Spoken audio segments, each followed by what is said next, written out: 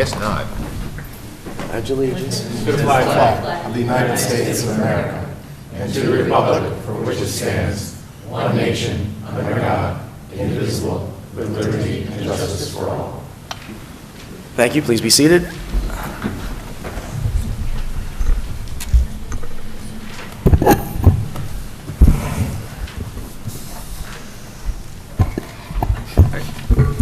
Councilmember Daniele, Present.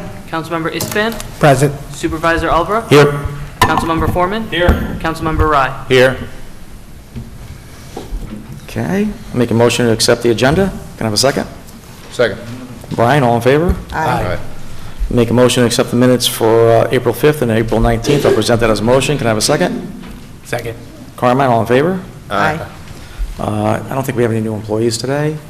Skip that. And we have one presentation from the Fishkill Food Pantry. Ladies, sir?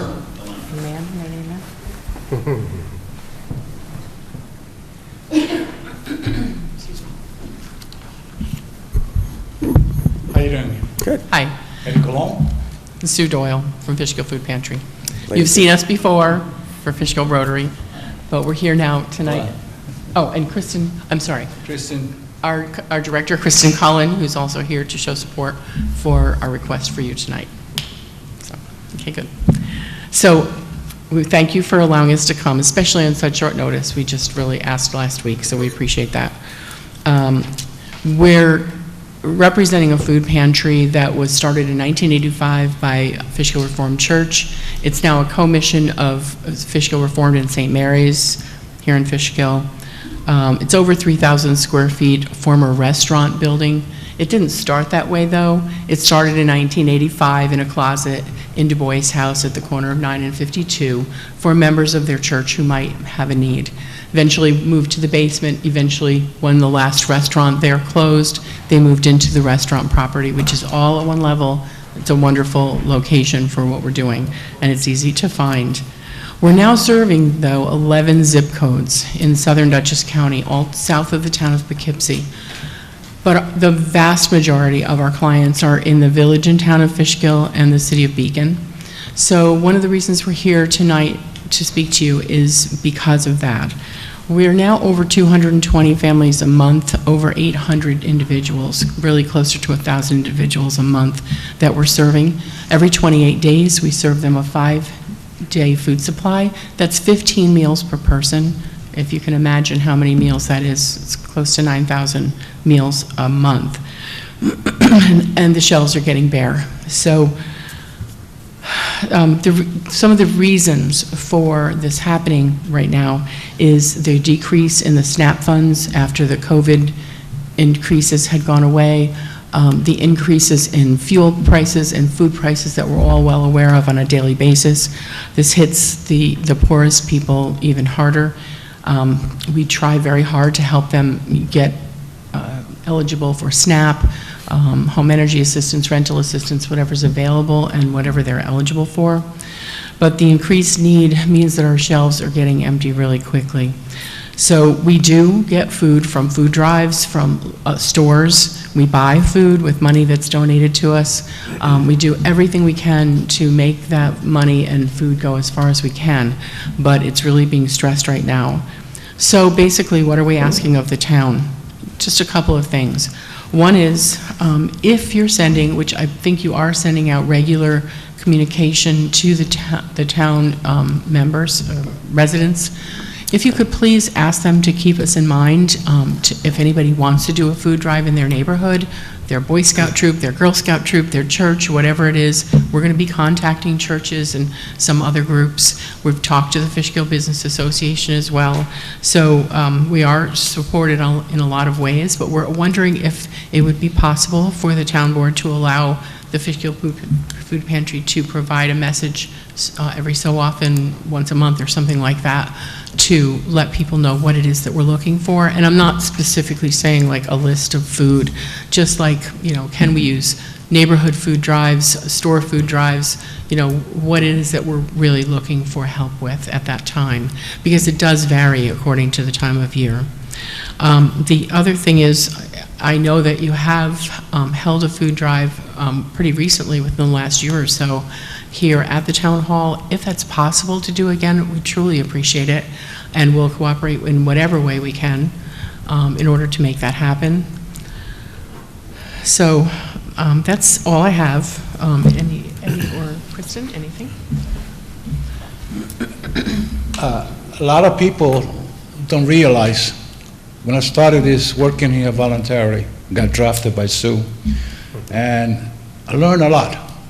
And they don't realize, I've been there a year and a half, we don't realize the majority of the people that are here in Fishkill that are hungry. And people said, oh, there's no, trust me, all kind, elderly, young. So we try to help everybody. We don't send no one home without food. I don't care, we don't care if you come from Poughkeepsie or you come from Puerto Rico.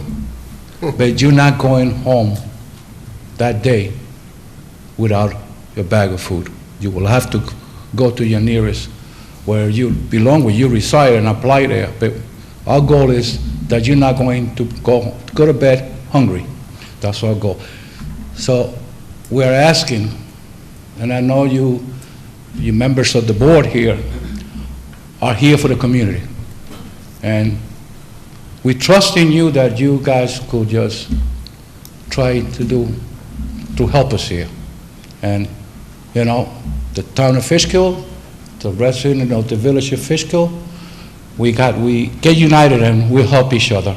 And I hope this thing, that with your help, we could get somewhere. Thank you. Can I ask a question? Fishkill Food Pantry. I want to ask a question. Isn't it true, Kristen? I'm going to ask you, come up to the mic. How did I get roped into this? I know, I'm making it. Kristen and I work together. I try my best to connect her with the Renegades, and we're going to do that again this year. Thank you. Aren't you all the only food pantry in Dutchess County that also will make a home delivery? Did I hear that about you guys? I believe we're the only people that deliver. If not, I'm, The only other one is St. Columba. There's some in Beacon. oh, St. the Columba Beacon does one. deliver? Okay. I'm told St. So in Columba other does words, but- deliver. well, I That's in guess- Hopewell Junction, so. I guess maybe- what I'm getting Yeah, at is Ken, that's her another husband literally stretch on your will do that on resources, something is that you will go far and wide to help and make deliveries. You've gotten, have I heard correctly, you've gotten even calls from like Poughkeepsie or something, and Oh, we do get you calls from a it's lot not of just folks. local. I mean, you guys really, you have hearts, and, you know, I know this town board wants to help in whatever way we can, and I look forward. We had a very successful drive-through out here. We got to duplicate that again. That was the turnaround. That was just awesome.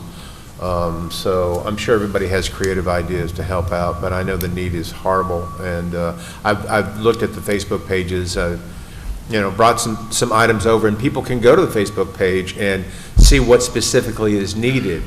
And that's very, very, very helpful to you all, not just bringing random things, but really getting plugged in on what you all know that your clientele, should I say, are in need of specifically. Right, Poughkeepsie is not included in our 11 zip codes that we serve, but we do get a lot of folks from Poughkeepsie coming for help, and we don't turn anybody away. If someone is having a food emergency, we help them, and we will deliver as well in that Can I instance. ask a question? Sure. Do you, I haven't been in there in many years, but do you now have refrigeration? You can take non-perishables now? We've got a lot of refrigeration and a lot of freezers. Okay. So you- Yes, yes. Please come, You can please take come when butter we're and open. milk and the free hams and the, Yes, okay. love free hams and turkeys. Free, Free yes, hams, free turkeys. free anything. Thank you. And come for a visit when we're open. We'd love to show anyone around. Yeah, I haven't been in there in years. I just had a question for you. Just so you know, there's a Beacon Food Pantry also that the volunteers will deliver if people have a need. So, you know, they're Okay. open to doing that, anybody who, they go there every Saturday, but if someone specifically needs help, they'll deliver it to wherever. But I know when my son was in Brinkerhoff, they did many food drives. So if people just wanted to give food specifically, I know you didn't want to put a list, but if there is a way to maybe let the public know certain items that you're always looking for, I don't know if it's peanut butter or whatever it is. So we do have a donations needs list. It does vary according to the time of year, the season. That donations needs list is available in the pantry to just grab. It's also on our Facebook. Well, if you Page? give that to us, I would love for us to Sure. disseminate it to the people through our Absolutely. e-gov. So then, and then is there a box that they can drop things off at the food pantry? How can they give it to you if they want to do it themselves?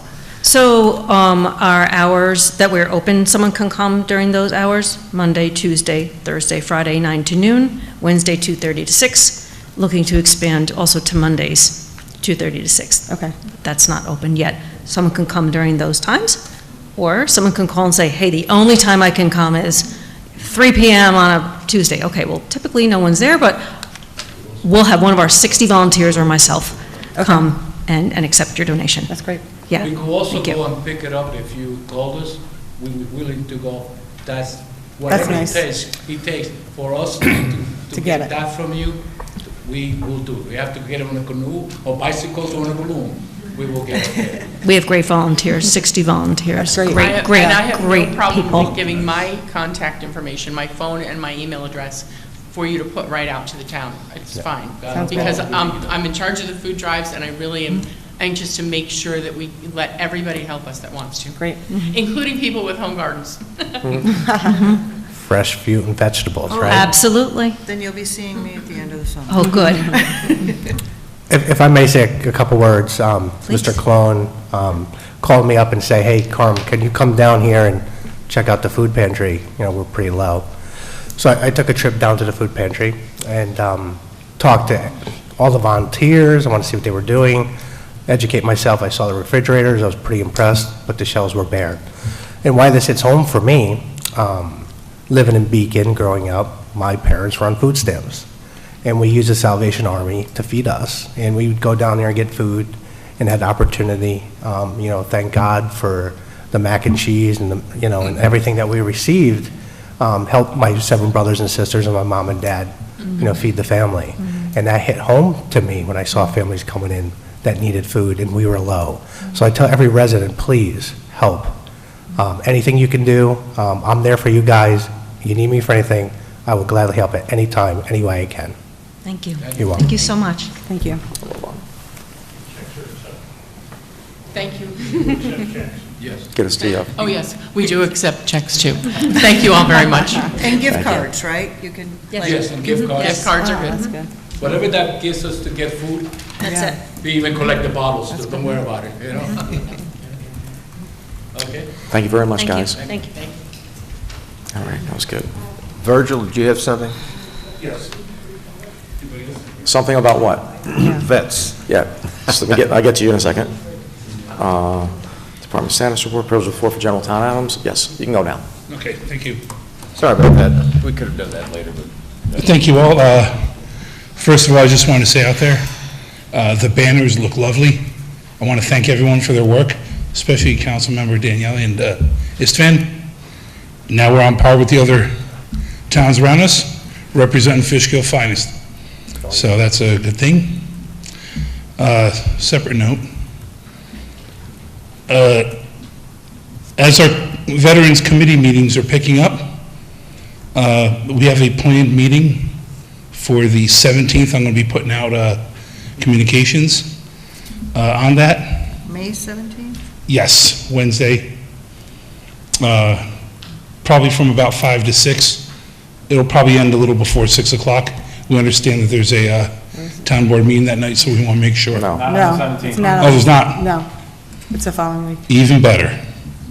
But point still taken that it'll be less than an hour. We're just going to try to solidify plans, and I'll get them next week as far as for Memorial Day.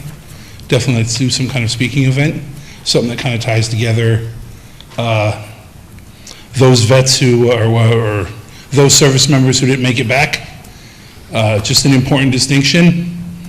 Thanking a veteran on Memorial Day, it's not really a good thing. Days for those who didn't make it back. So just kind of want to put that out there. Otherwise, I think we're on plan. I think we're picking up steam. The POW MIA display chair was very well received, so thank you, Supervisor Albra, for sharing that. Can't wait to see it on display once it eventually does come. And I think just going forward, we're going to kind of pick up on that and try to highlight some more notable Fishkill events, you know, of the historical nature. So I thank you for taking the time to meet, to discuss. As I relayed those points, everyone was in agreement. So with that said, thanks. Virgil, Any questions? I know the the meeting coming up that you're scheduling, certainly if veterans around town have not heard about it, they're invited. The village is invited as well, veterans in the village. Am I correct? I would certainly not deny anybody, especially in the village, including those residents that have, I mean, I'm originally from Beacon.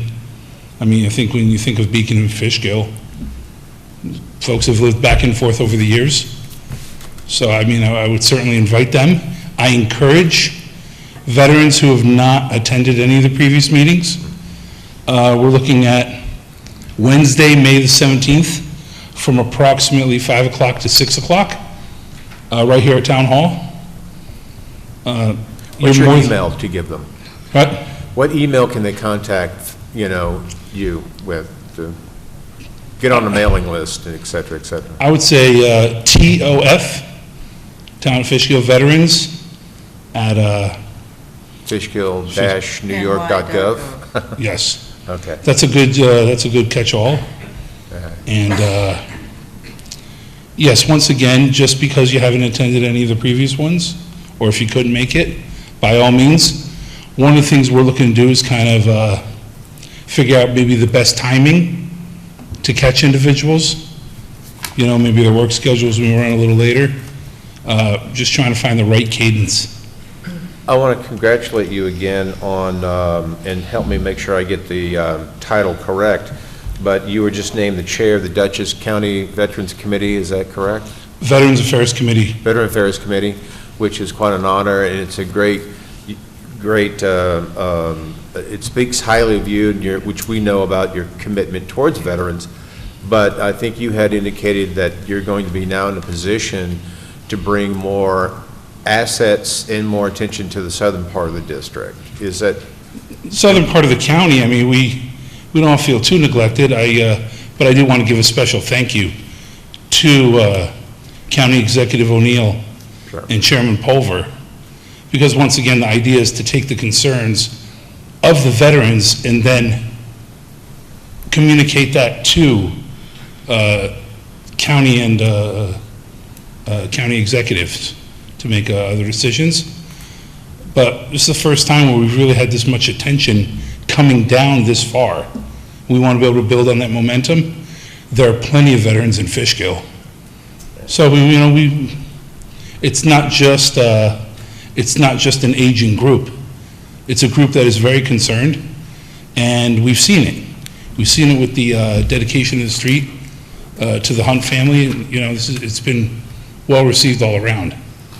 And so you've got the focus we were very appreciative of the town of Fishkill. Then you are working with the county, and you're also working with AJBPAN on those issues at the state level. So you're quite a resource, and we sure appreciate you, Virgil. Yes, and it's been a pleasure working with Assemblyman Bepan and ensuring that those veterans who have specific concerns or needs from the state of New York communicate those so we can do what's right by them. So, Thank you, Virgil. No, thank you. Appreciate it. Anybody else like to speak about town-related items? Ms. LaGoy?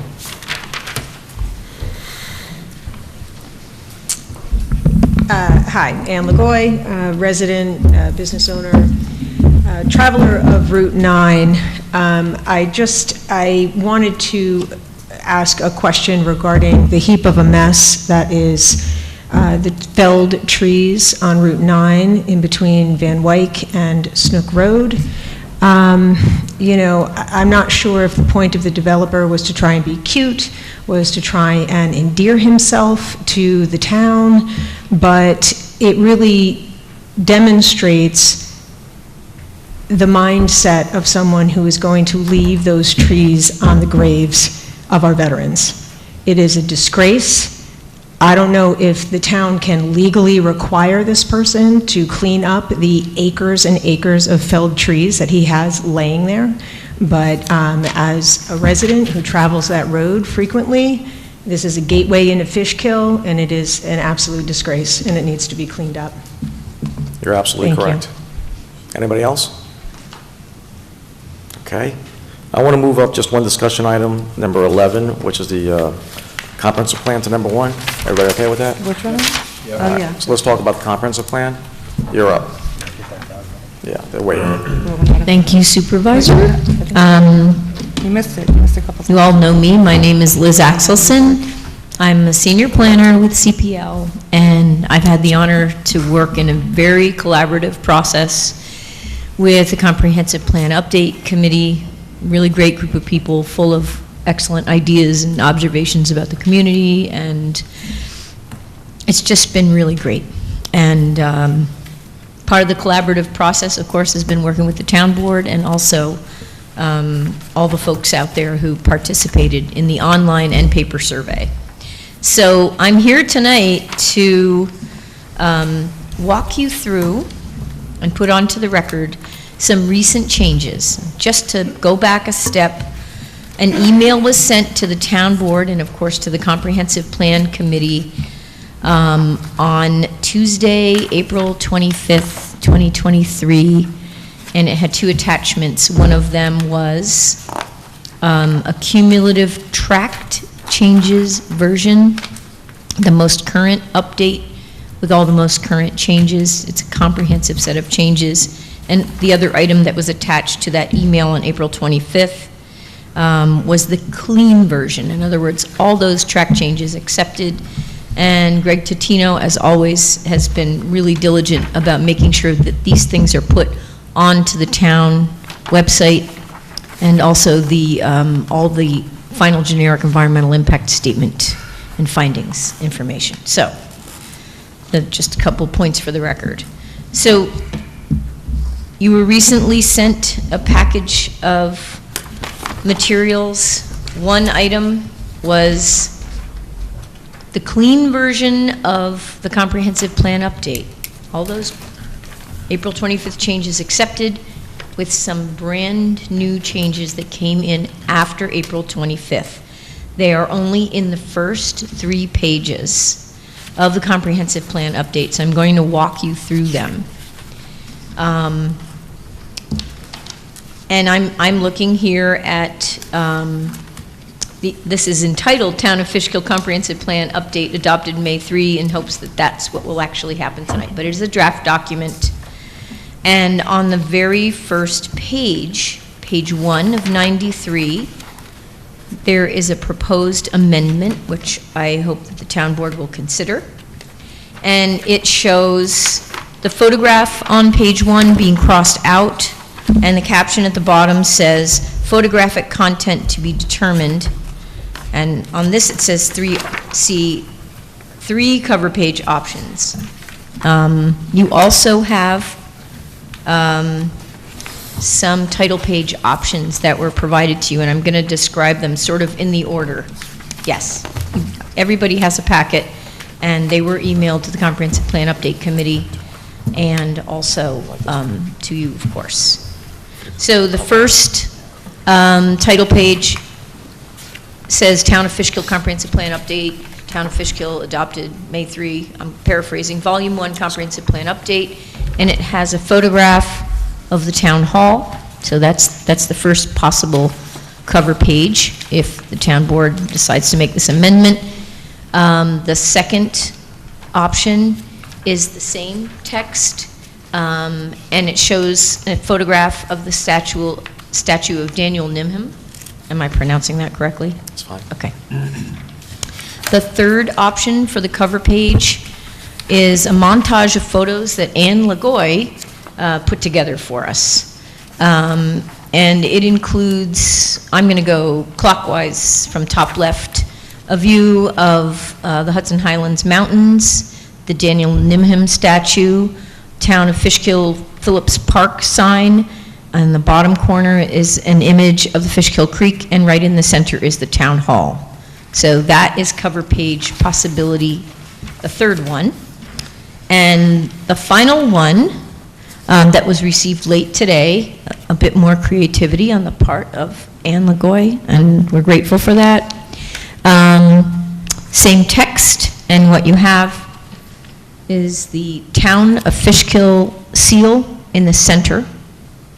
And again, going from top left, the Hudson Highlands, Daniel Nimhem statue photograph, Town Hall photograph, and the Fishkill Creek, and then at the bottom, the New York State seal. So those are the 4 options for your title page. That was my favorite. The last one? Yeah. So how do we adopt, we just vote on it right here? There are a couple of other very minor changes, which Liz will walk you through.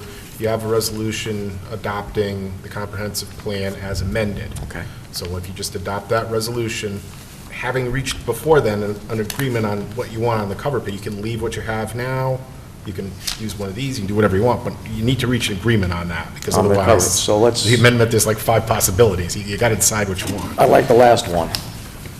So far, there's two votes. Last, I like the third. You? It's the fourth, right? That one there. The very last one. This is the very last one. The fourth one. There's Yeah, 4. With the seal in the middle. My bad if I didn't. Yes, yes. The one with the seal. Yes. I like the one with the town hall on it. Okay. All right. So you got 4-1 for the seal, the last one. Okay, Okay? all right, so, Is that an unofficial vote? Well, We're going to vote to amend it, right? when you can either vote now on it and have it, that cover page change taken care of. I could do it right now? You can do the cover page right now, yes. and Make a motion to amend the cover page? To include what? To Page include 4. page 4. the The mon- 4th the second possible title page. Option 4? With the seal. Option 4. I make a motion to amend the cover page to option 4 with the seal in the middle. I present that as motion. Can I have a second? Foreman, all in favor? Aye. 5-0. Aye. Now she can read into the record the other changes, and then when you adopt the resolution under resolutions at the end, it will incorporate those changes as well as the ones that were previously proposed. So we don't have to do it every time, just at the end? I'm sorry. We don't have to do it every time, just at the end? Just at the end. You don't have to do it for every one of them. They're very, very Okay. minor. They're very minor, and I believe that since I'm reading the proposed amendments into the record, They'll be incorporated in the resolution when you adopt later on. But this one she has to read in the record, right? Well, you've decided, the other ones are very straightforward. You don't need to make any decisions on them. You either want them or you don't. This one, you had like 5 possibilities, so Okay. you had to make a decision. Okay. So we're going to take the last one. okay, so I'm going to tell you then the last few proposed amendments besides your choice of the cover page. On page 293, and you have this page, you can barely see it. It's under the, almost at the bottom of the page, there's an address for Drake Loeb LLC, and I had misspelled, and it said New Windsor, and it should read New Windsor. So that's just one letter proposed amendment. And then on page 3, under the acknowledgements section, there were 4 CPU committee members that apparently hadn't attended much at all. And so those names are proposed to be deleted from that acknowledgements list. And then in addition, there are notes with asterisks. So the first single asterisk is to indicate people that served on the CPU committee that also served on the Town of Fishkill Town Board in 2021, which was Jacqueline Bardini and Kenya Gadsden. And then there's other names identified with 2 asterisks indicating served on the Town of Fishkill Town Board in 2022, and those committee members are John Foreman and Brian Rye. So those are the proposed amendments there. Easy? So when we go for the vote, as amended? When you adopt the resolution, just note that it will include the changes read into the record as well. You don't need to change the resolution, you don't need to vote on it separately. That will incorporate those really almost typo corrections, but Very minor, yeah. Changes made to the record. the proposed changes have now been read in, and you have a resolution under resolutions tonight. When that comes up, just indicate on the record that the adoption of the comprehensive plan as amended includes the changes discussed tonight.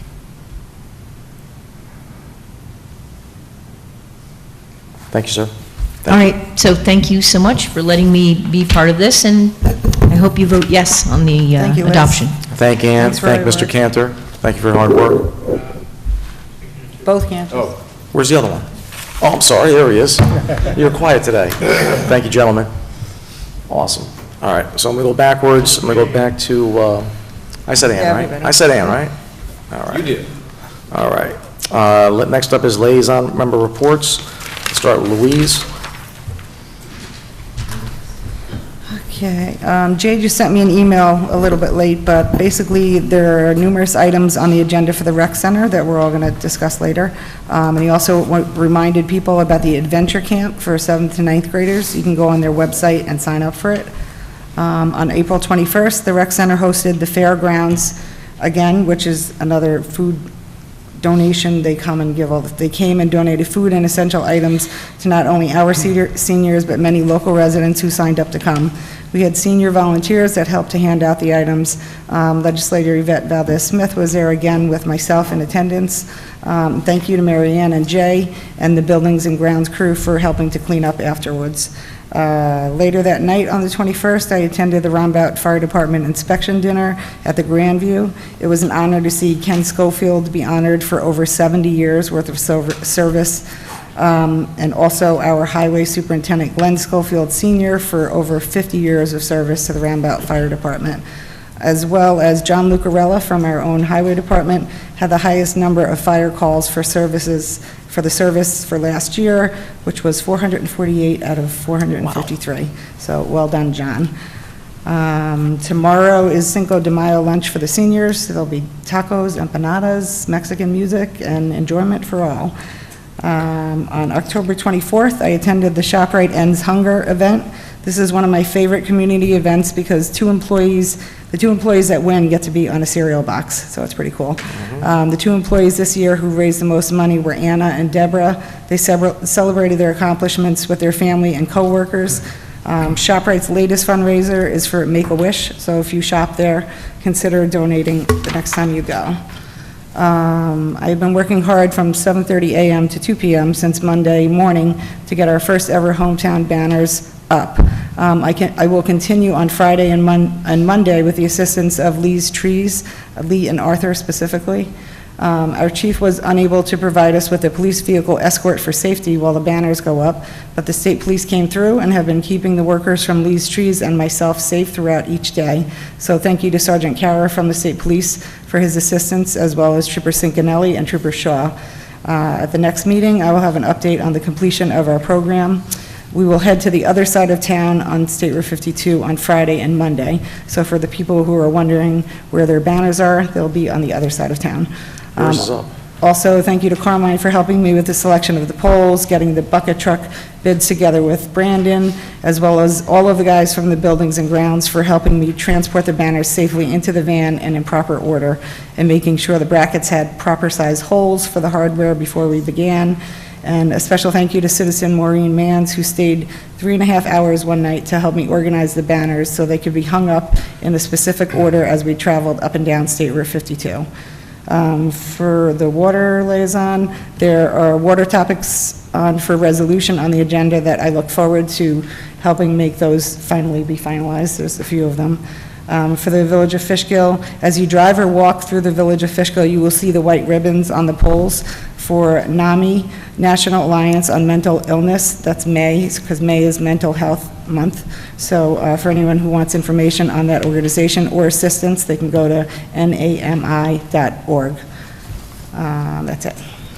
Thank you. Carmine? Just a reminder that Fishkill Rotary will be participating in a Rivers Keeper cleanup of Fishkill Creek. That'll be May 6th. All residents, please, it's our town, it's our waterway, it's our shoulders of the waterway. We'll be meeting at Sarah Taylor Park off Route 9 in Fishkill. So if you can, please join us, and then we're going to do another day in May 20th if we don't get it all cleaned up. What time, Carmine? 9 a.m. 9 a.m.? Thank you. Yes. What park are you meeting at? We're actually going to be at the Sarah Taylor. Meet there. Rain or shine? So, yeah. Or snow. No snow. So if anybody can help, if you can, sign up on Riverkeeper's site. If not, Sue Doyle is here from the food pantry. If you need a contact, you can reach out to me, and I'll introduce you or give you Sue's email. John? Oh, I'm not done. Oh. Little League open ceremony was very successful. Whoever attended, we had a great time. Roof update at the rec center. We have our contractor and our town engineer.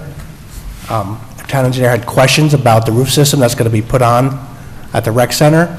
So we're getting answers from his engineer to make sure that if we put up the roof, that everything is going to hold up for long term. First lawn cuttings and second lawn cuttings of our parks were done. If everybody sees freshly cut grass, it's good to see and smell the grass. Update on the Blacktop Sensory Park. We're hoping for next week, fingers crossed, that our pickleball and our sensory park will be blacktop. And that's all I have. Lots of great improvements coming to the parks, thanks to you and Louise. And it's good to be able to, as a supervisor, to move those allocations to get the parks and recreation stuff done, instead of non-residents and developers who will come in and take advantage of this. Great job by both of you. Thank you. Councilman Foreman. Okay, on Friday, April 21st, I also attended the annual banquet with the Roundabout Fire District. The next night, on Saturday, the 22nd of April, I attended the banquet with the Chelsea Fire District. Monday, April 24th, attended the hunger awareness presentation at ShopRite. I also believe that they donated $500 directly to the Fishkill Food Pantry. Yes. So thank you to ShopRite. April 28th, the supervisor and I had a meeting with our building inspector. On Saturday, April 29th, stopped by the Chelsea Fire District during their open house that they held. And on Tuesday, May 2nd, I attended the 10th annual Dutchess County Prayer Breakfast. So I have a couple more things, and this is for the supervisor. A document that was discussed in executive session during our meeting on April 19th No, let him speak. found its way to a local news service. I'm asking the supervisor if he knows who released this entire document to the media. I have no comment. You have no comment. No. What's your other question? For a point of order, Supervisor, this isn't a liaison member report. Yeah, it's a member report, Louise. No, it's Member not. report. It's not a Continue. liaison member report So you discussing have no something in comment? executive Go on. session. You said you had another question. I do. Go on. So I am looking at this May 1st dated letter signed by the supervisor regarding the property assessment values. So I noticed you omitted the fact that you were the only member of this board to vote against the 2023 town budget. The very same budget that generated the 9.66% decrease on our property tax rate. What exactly was your role in helping to generate this 9.66 decrease in the property tax rate? Well, if you want to ask questions, my role... I'm asking you a question. Yeah, you're asking the questions. First of all, I voted against the budget because you voted to decrease police spending on the budget. So let everybody know that John Foreman voted to cut police spending, okay? Number two, my policy has been from the beginning that we will not use assessed values for extra income for revenue. For many years, my friend here's political party has claimed to give you tax decreases even though he raised assessed values and lowered the tax rate by 0.001%. So you want to get into economic debate with me, you're going to lose, my friend, because I have run the town fiscally conservative, and you voted to defund the police. Okay. So you want to keep going back and forth about economics. That's the deal. That's what you did, my friend. I don't think the police will agree with that. Of course they're not going to agree with that. So your budget would have increased the taxes by 7%. That's a The negative. tax rate, That's a the negative. tax rate that you listed in bold, you voted against that. You voted against that, Ozzie. You just admit it. You voted against it. Once again, he is... Guys, point of order, point of order. No point of order. Yes, Okay, point of order. also. Go Second, ahead. I need a, Yeah, just point of order, that's it. Stop it. No, Hold no, on. no. Yes. He voted... Point of order on the floor. This is not privilege of the floor. Hold on a second, hold on a second. I'm sorry, this is No, not he's our, making these false liaison allegations. The vote to accept the supervisor's budget was 5-0. He voted for my budget. okay? So what delusions you have, you're just mistaken. Guys, point of order, Mr. Gaba, can you tell me what a point of order means? Well, a point of order would be that a matter that's being discussed is being discussed the wrong point on the agenda or simply isn't on the agenda. This is liaison reports. I mean, you're going to, and member reports, it's true, but I think you're going a little bit outside. Now, the supervisor does have comments and announcements, so if you want to wait until then to have him address what you've brought up, I think that's only fair game. But you really shouldn't go further into these outside issues at this time under liaison and member reports. So if you're done, I'm you done. can turn the floor over to Ozzie and he can respond. Brian? I also attended the Roundabout dinner that several of us did attend, and it was really good, and I want to congratulate my next door neighbor, Dave Lamore, for his many, many decades of service, and he has received a pin, and if I get this wrong, Dave, text me. I think it's 40 years. I'm sorry if I get that incorrectly. We also attended the Roundabout breakfast this past Sunday. It was really, really terrific. There are a lot of things that were mentioned. I won't go over them again that I attended as well. But May is Veterans Month, and we didn't talk about May being Veterans Month and the recognition for appreciation. Did you mention that, Virgil? No, I didn't, but it's National Military Appreciation Month. National Military Appreciation Month is May, okay. So I just wanted to make sure that everybody is aware of that. And the veterans did okay that chair, and there's a mock-up, basically a mock-up in Ozzie's office, but yes, that's all I got. Okay. Under supervisor comments, I just want to follow what Councilman Foreman said. I submitted my budget to the town board. It was accepted by a 5-0 vote. Budget for the police was cut. Shortly after, this town board, which I voted against, borrowed $1.7 million to accomplish some other goals. So I'm willing to have the debate with you, sir, on the street, because the truth for the citizens of Fishkill need to know that these increased assessed values are being handled the right way with no claims of a tax cut, which you guys have been claiming for years. So I can't wait to get into that with you. Next up is a proclamation for our town clerk. Clerks. Clerks with an S. So it's the 54th Annual Professional Municipal Clerks Week, April 30th to May 6th, whereas the Office of the Professional Municipal Clerk, a time-honored and vital part of local government, exists throughout the world, and whereas the Office of Professional Municipal Clerk is the oldest among public servants, and whereas the Office of Professional Municipal Clerk provides the professional link between the citizens, the local government bodies, and the agencies of government at other levels, and whereas the professional municipal clerks have pledged to be ever mindful of their neutrality and impartiality, rendering equal service to all, whereas the professional municipal clerk serves as the information center on functions of local government and community, whereas the professional municipal clerks continue to strive to improve the administration of the affairs of the Office of Professional Municipal Clerk through participation in education programs, seminars, workforces, and the annual meetings of their state, provincial, county, and international professional organizations, and whereas it is the most appropriate that we recognize the accomplishments of the Office of Professional Municipal Clerk. Now, therefore, the town of Fishkill has hereby recognized the week of April 30th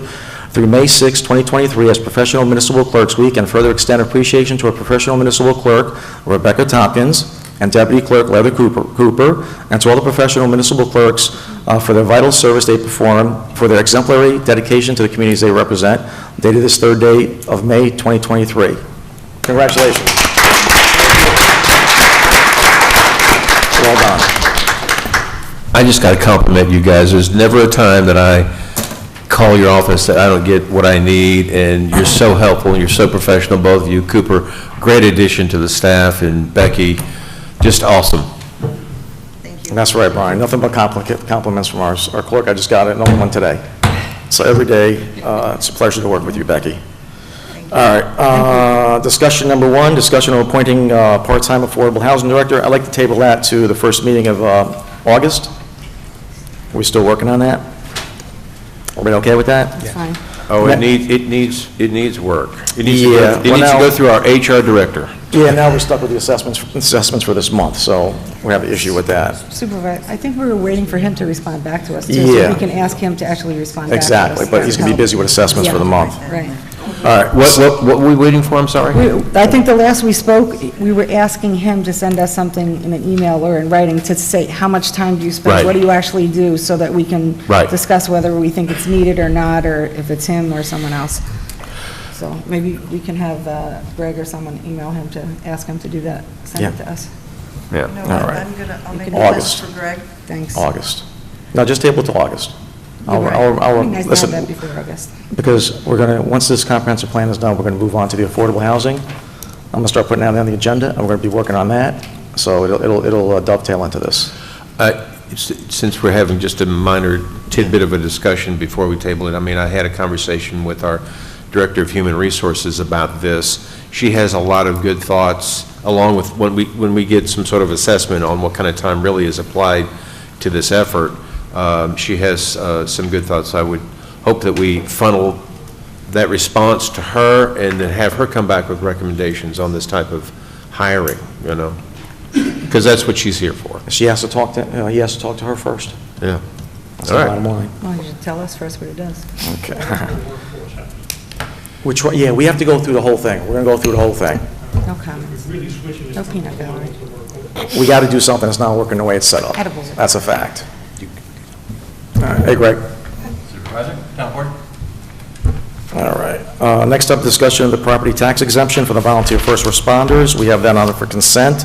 Everybody wants, I'm sure everybody wants the town attorney to set this up. Oh, yeah. Are we making a public hearing? Is that where we're going? Do we have to do a public hearing for this, or you just? Yes, you have to Okay. adopt a local law. That's what the resolution you have The does resolution. tonight. It introduces the local law. To set and this sets a public public hearing on Public it. hearing. Correct. Okay. Yeah. So whenever you're ready to do that, go ahead and do it. You should have We that have it. tonight. I think it is tonight. Yeah. Just tonight? Okay. Quite sure. Where's my second Yeah, it's page? in the consent. Yeah, to set the public hearing. All right. Everybody's good with that? We have All it. right. Next up is discussion of resignation of Mr. Vega. Everybody okay with that? Yes. Put that in consent? Discussion of tree ordinance. That's still ongoing. Any comments, guys? Just let Mr. Galveston work on that? I think we're between Wappingers and I've- Poughkeepsie as examples. Given you three code provisions, one of which was provided to us by the planning board chair, and that was Wappingers. Now, what Wappingers does, if you're interested in pursuing that type of route, is it allows the planning board to permit clearing of trees pursuant to a site plan. They also have a subdivision section prior to granting of site plan or subdivision approval. It gives the planning board a little bit more control over clearing of trees when there's an approval in place or being sought. It does nothing in terms of any tree clearing when you do not have a site plan or a subdivision before you. The second example that I gave you is from the town of Cornwall. Now, the town of Cornwall has a clearing and grading provision. You can get a clearing and grading permit. And you'd be interested in the clearing portion of that. Clearing refers to clearing trees. And what it says is if you're going to clear more than, I think it's 10,000 square feet of trees, space where trees are in, you have to come to the building inspector or the planning board, depending on how large a project you're proposing, and get a clearing permit. And you have to meet certain criteria in order to do that. You have to show that there's going to be erosion control. You have to show, a timetable as far as cutting down the trees, removing the trees, how you're going to restore the property. You can't just clear it and then leave, stump removal, all sorts of things like that. If it's a larger project, it goes to the planning board. If it's a smaller project, it goes to the building inspector. But if you clear trees in excess of that minor amount, regardless of whether you've applied for a land use approval or not, you got to get a permit. The third example is from the town of Poughkeepsie. The town of Poughkeepsie code section that I gave you is really a tree preservation law. And what it says is that anybody who wants to cut down a tree in the town of Poughkeepsie, and it lists a number of exceptions to the rule, has to get a tree removal permit.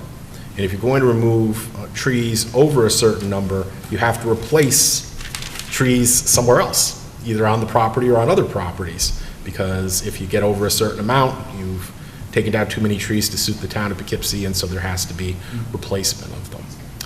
That's a pretty complicated and extreme step, considering you guys don't have anything now. But it gives you an idea of which ways you could go. You could go very simple. If you have a permit pending, you're going to allow the planning board to oversee tree removal prior to getting your approval, because of course, the planning board approves it at the end of the day when they approve the permit. Or you can have something kind of in the middle like the town of Cornwall does, or you could go really green like the town of Poughkeepsie. So I don't know if you want to discuss that further, you want to think it over, if you have direction for me, but that's where we're at.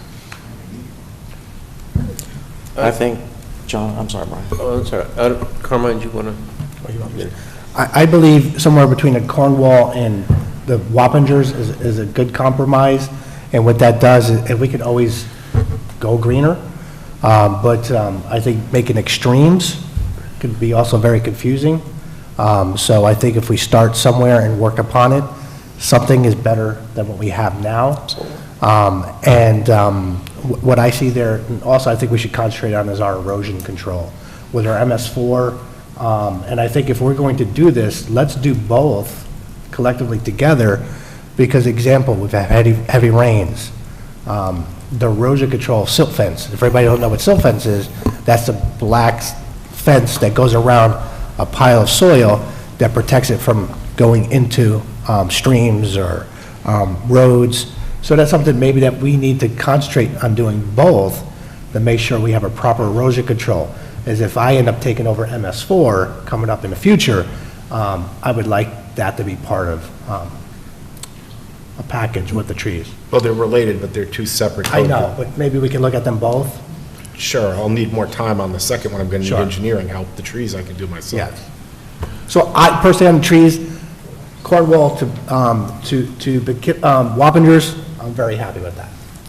Right, you want the planning board to do the permitting? Is that the idea, or Who do you want to do the building permitting? inspector Town involved board? or not, or? Well, here, I have a question. I think, go ahead. The I think perm- Go ahead. sorry. Go ahead. I think the planning board should have more say on that, and that's my opinion, because when a builder or a resident fells trees, right now, they can leave them there. So if we had something, a plan where we say we fell trees a month earlier, and they have that 30 days by the end of the month to clean it up. So I think we need to make sure we identify that, because trees hanging there for 9 months, 8 months, it just looks ugly. And it's not the builder's fault, but that's the way they're following a certain procedure through the planning board. Well, they should have planned before they cut the trees down. No, they should. You can't just cut the trees down, we'll get them out when we get them Yes, out. yes. And I think the planning board could oversee that. You're going to want to set a limit on that, though. You don't want some guy who needs to cut down 6 trees in his backyard because he's putting up a pool to have to go through Well, a permitting process. a 10,000 square foot is a quarter of an acre, so we can look at that. Okay, as a that's a good base. benchmark, and you Yeah. can work off that. Can we take a poll of what everybody thinks? Councilwoman? I think you were, John, you were next. I just want to make sure that, so we're not going to require everybody who's looking to cut down a tree have to go to the planning board first. Is that what No, we're saying? We're going to have a that's- standard, we're going to have a, Yeah, we were talking over a quarter of an acre. Okay. Yeah, If- quarter of an acre. That's what Carmine mentioned. Jonathan, can I just ask you, you're in favor of what we're talking about? Well, I was going to make a few comments. Do you want me to do that? Can we finish doing the? All right, discussion? I'm done. Which one you good with? I'm good with the one Carmine's talking about. My question was, I want to make sure that, I want to distinguish that whether everybody has to go in front of the planning board if they want to cut down a tree, and the answer is no. Good. Brian, what did you say? Well, I mean, I cede expertise in this area to people who've been working with soil and everything else, and Carmine has got that expertise. What I was thinking as a layperson is, yes, what about erosion? And yes, is there a pile of trees cut down and just laying there? So this does need to be addressed, and it needs to be comprehensive, and I just think this is a good first step. The erosion and those types of things is extremely important. That's all I have to say. I went through Wappinger and the other Poughkeepsie, but I did not go through Cornwall, so, you know, I'm going to breeze through that and understand that a little bit better. Okay, surprise for those out there who know that I'm mostly not very green, but this one, I really like the Poughkeepsie one. I like the extensive one. I like the tree preservation, because in our town, I've lived here for over 30 years, it's awful. I mean, sometimes somebody can live in a nice development, and the next year, all the trees are cut down and you don't know what's coming. So, I think that the idea of replanting them somewhere is a good idea as well. So if you don't like that this is so detailed, maybe the Cornwall one with some things that are in the Poughkeepsie? It's going to be a tough ask. I'll see what I can do if the board wants, but they're really very different animals. One is just clearing and grading permits, the other is tree preservation law. And they have different concepts and different purposes. Is there a way to have two? Or it has to be one or the other? No, you could have both a clearing and grading permit provision and a tree preservation law. They might overlap to some degree, but you could draft them separately and try to harmonize them. So everybody knows, I've owned a nursery. I'm a landscaper by trade. I've installed wetland mitigation. I've installed natural plants, native plants, pollinators. I've been through many towns. I know what works and what doesn't. It sounds good on paper. In Poughkeepsie, it doesn't work. If we have something that we can control, a compromise could be Cornwall. Going extremes in the beginning, we need to learn and start off small and work our way up. Yep. Going extreme to one level to the next is not a good thing.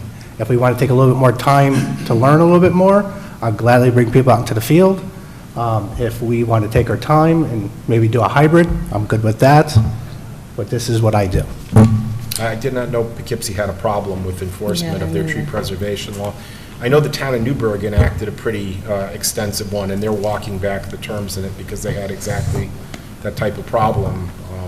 People didn't like the extensiveness of having to get permission to cut down a tree, and then there were problems with, well, if I can't plant more trees on my property, where do the other trees go? How do we, you can always plant them on town property as far as that goes, but sometimes town doesn't want trees planted on its property. So I'm not saying those laws are bad, I'm just saying you got to be really careful in how you enact them and make sure that the terms are workable.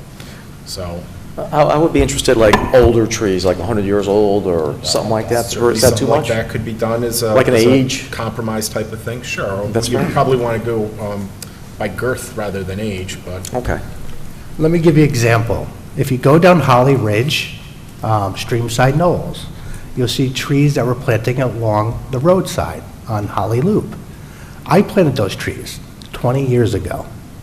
Those trees are now so big, they're eroding on the roads, in the blacktop, in the curbs, in the walkways, heating the walkways.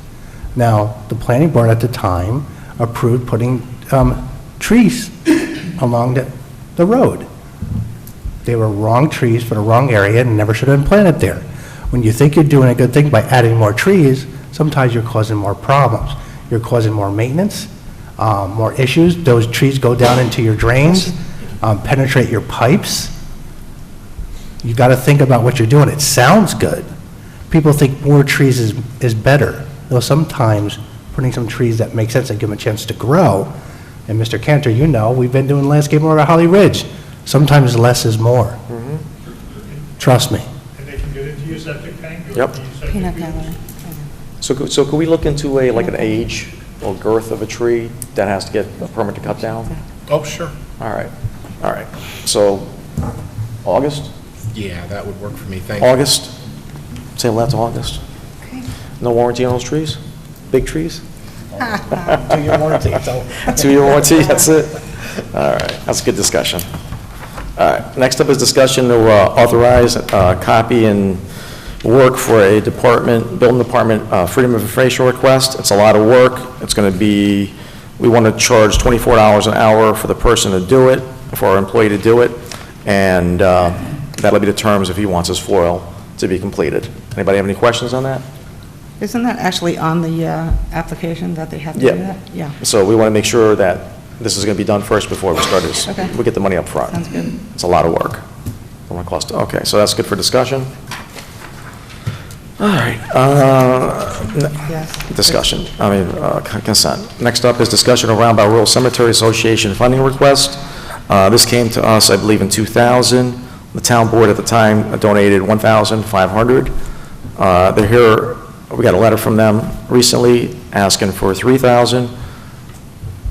And that's the area that the town has been looking to improve. The Brickeroff House has been restored. The Chief Nimham statue is in that area. Roundabout Rural Cemetery contains the monument to the General Lafayette, so I'd like to help them out again, but we can negotiate what they're asking for, so what do you think? That's a good donation. Ozzy, who owns the cemetery? It's a privately owned, not-for-profit. We were able to give it to them last time. We went through this last time. I wasn't here when you went through this last time. Yeah. I mean, I got a problem with just giving money to a cemetery, especially a privately run one. There are certainly comptroller opinions that say you can't do that. What you can do is have them donate the cemetery to the town, then you can enter into a contract with them to run it, give as much money as you want at that point. I don't think we did that. Can you review the previous time we did this and see if it was right or I wrong? would be happy to look into it. Greg, can you send it to Mr. Gallo? Yeah, I'll send you over the documentation from 2020 when that was originally authorized. And you can review that? Yeah, Okay. I'd All right, so be let's table that to next month. Did we have a meeting there? We could do that, What? a meeting. A meeting where? I don't know what that means. Well, Cemetery? let's review, Wait, what did you say, let's Brian? review the other thing first, and then we'll talk about that No, later. that was not the place, no. Review That was Mount other- Gilead. You mean the That we prior have a meeting. donation?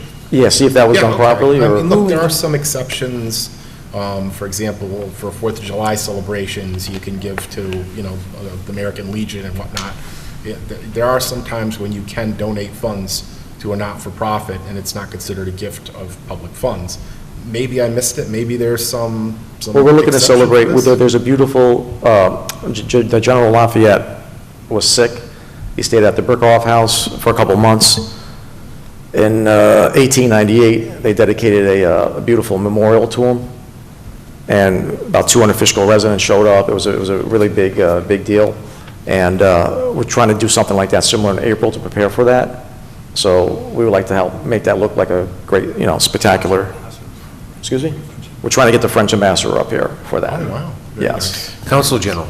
Council General? Consul. Yeah, so we're trying to clean the place up, and when you drive by there, it just looks like a regular headstone, so we want to try to make it pop, so Okay, people but can the see it. $3,000 isn't for that. They say that they're having problems making ends meet, and Yeah, they just so- want it for regular O&M.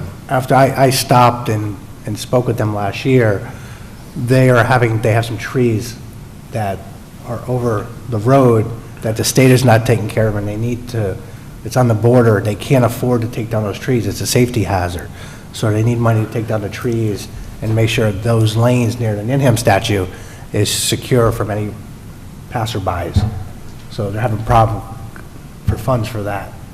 Look, there may be a way to structure things that it's a contract or some sort of agreement, and anything but just a flat-out donation of funds Can you to follow them. up with them, see exactly what But they need? let me see what was done last time, and if there's a way, I'll get back to the board before the next meeting in May, and we'll see what we can do. All right, so we'll just table that to next month, is that good? Next month? June? If you can wait until June, that's great. Second meeting of June, Greg. Becky? Thank you. Now just some basic stuff here. Number 7, discussion resolution for budget modification for after-school program. Everybody okay with that? Yep. Yes. Consent. Number 8, discussion of resolution to appoint top part-time seasonal employees for summer camp for the rec department. Everybody okay with that? Oh, yeah. Yes. Consent. Number 9, discussion of resolution modification of the 2023 Recreation Fund adopted budget for summer camp program. Everybody okay with that? Yep. Consent. Number 10, discussion of resolution for modification of the 2023 Recreation Fund adopted budget for senior center program. Everybody okay with that? Yes. Consent. Yep. Number 12, discussion of resolution taking ownership of the water main at the Fishkill Woods residential development pursuant to offer of dedication. Next 3 are similar. We went into an agreement. They complied to the agreements, and we're ready to take them over. Verified that they have fulfilled all the conditions for acceptance of lines. Excellent. Everybody okay with consent on that?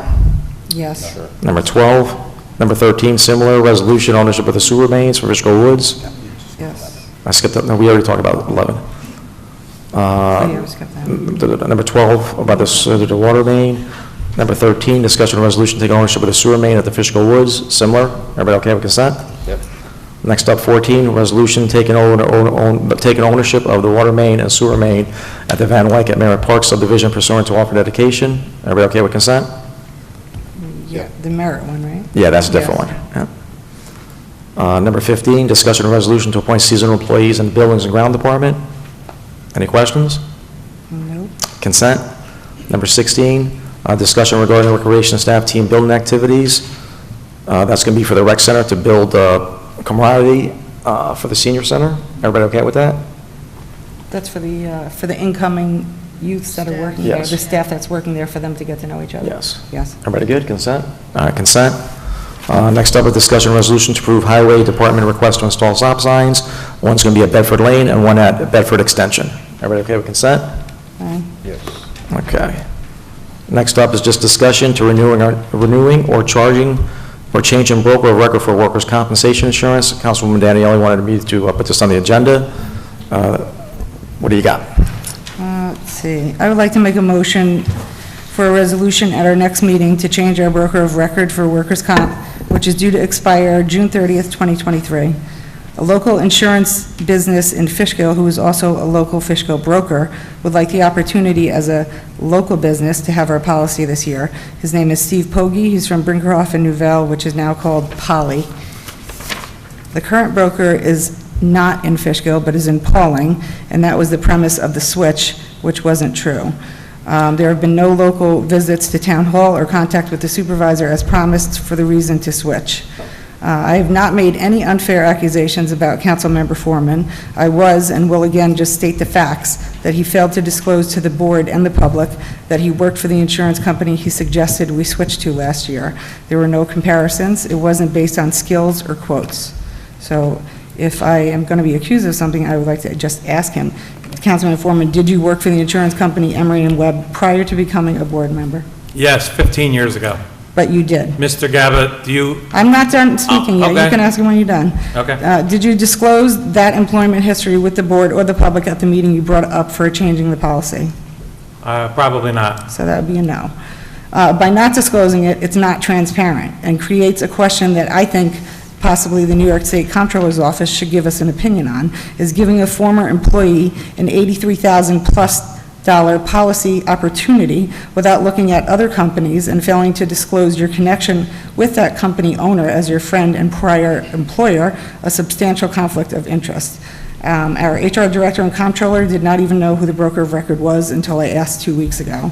So again, I'd like to bring up a discussion and resolution for the next meeting for a new truly local broker and business. I support local businesses and feel we should give a different company the opportunity to be our broker for the upcoming policy year. Is that it? That's it. Carmine? John, do you want to answer that? I'm going to get to him after you. What is there to answer? There's no answer. I'd like to bring a discussion or resolution for a new broker and Why don't we firm. take a vote right now? All right. No, that would have to So- come for the next meeting, Supervisor. You asking my comments? Yes. Okay. So my comments are this. I call this time of the year silly season. It seems like if you see in the beginning of this meeting, we have candidates attacking one another. This has to stop. John, I'm going to ask you a question, and I need an answer. Yes.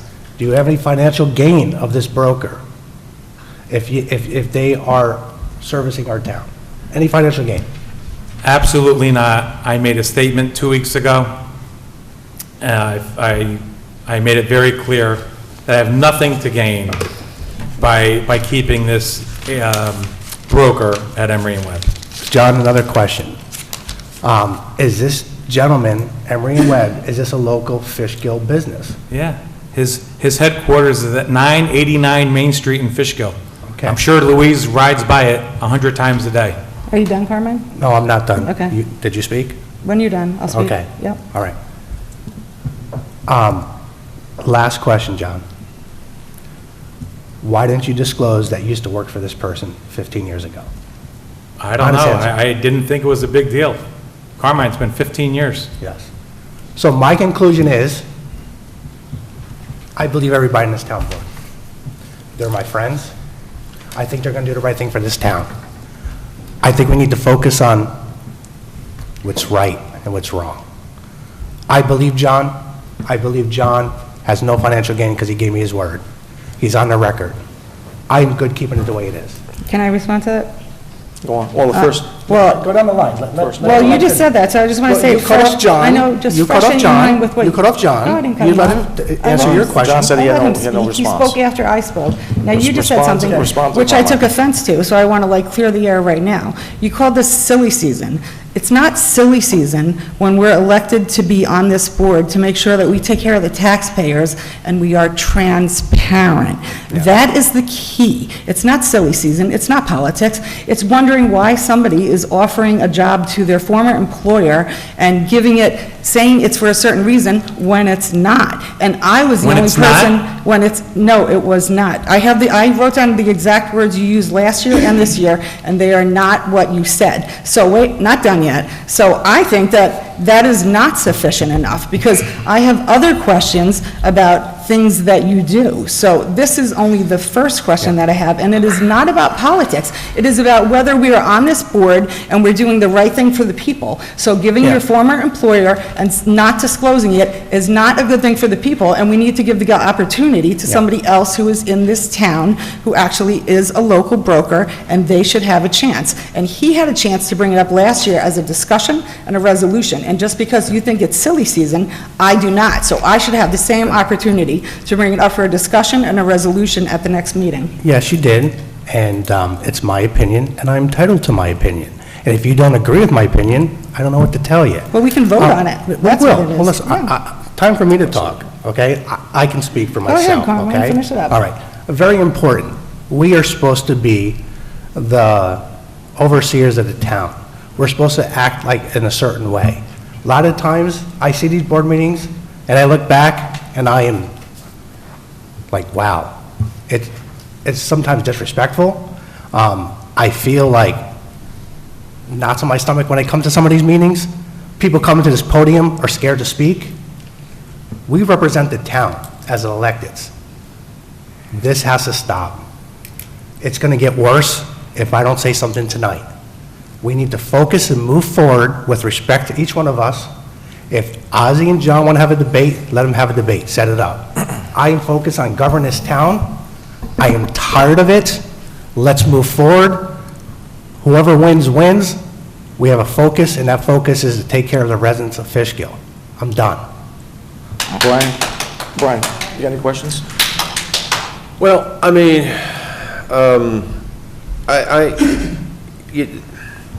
to a degree, I appreciate Louise's, position and posture. I do. I remember when this came up, it's one of those things that it was presented as why the previous insurance broker was located where, John? Kingston. So it was like, why are we giving it to somebody in Kingston? Why don't we just bring it to a local tax-paying company? It's a lateral move. There's no anything that affects anything financially. And as far as John Foreman's ethics, and John Foreman's intent, and everything about him is extremely positive and above board. I had no reason to doubt that. I don't now. I understand that maybe, it might have been better to have other things discussed at the time, but it's a completely innocent thing, and I know there's no financial gain, there's no trickery going on here. That's not why I ran for office. That's not why I'm here whatsoever. And so I agree that it is something that is in many ways simple, but it's not to denigrate someone else's opinion. And I do agree with moving on, because it is making it into something that sounds like it's a Watergate-esque type of thing, and it's truly not.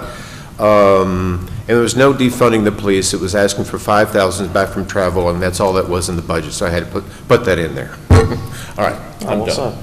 No problem. Ozzy, when are you done? Go ahead. Go ahead. So, Go ahead.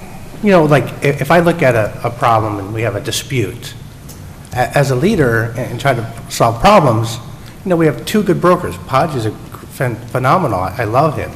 I don't know Emery and Webb. What I would do is take an opportunity 1 year, we have 3 brokers, 1 year give it to this broker, next year give it to that broker, and next year give it to that broker. It's a happy, let's try to work things where everybody's happy, not always let's fight and bang heads. So there's a compromise here. How I think and how I try to problem solve things, we have 2 good insurance companies right here. Well, maybe 1 year we give it to them, and then next year we give it to that person. there's the compromise. Everybody wins. So, once again, I'd ask in exactly what Carmine just said, that at the next meeting, I am able to bring it for a discussion and resolution so that the other wonderful Fishkill insurance company with the true local broker, not one that is in Pauling, can have the opportunity to have that contract or have that policy or whatever it may be. And again, Carmine, you and I, we work well together. I disagree with you on some things, and I don't have a problem saying it because this isn't politics. I know you like to make it sound like what I do is politics, but what I do is do the right thing for the people. I don't see some people doing the right thing for the people, my opinion, but when I question it, and I think it maybe should go to the New York State Comptroller to get an opinion on it, and I don't think it's something to say like, oh, he had no intention, he had no this. I don't know John, so I have questions about the things that John does and the people he speaks to and some of the remarks he makes, some of the voting he makes. I have a lot of questions, and it's not political, it's more ethical. So that's the next topic that we're going to talk about, but I still would request that this be on the next meeting for a discussion and a resolution to hire the Brinkerhoff and Nouvelle Insurance Company with the truly local broker. He had the person that used to be his boss this year. We can have a local broker next year.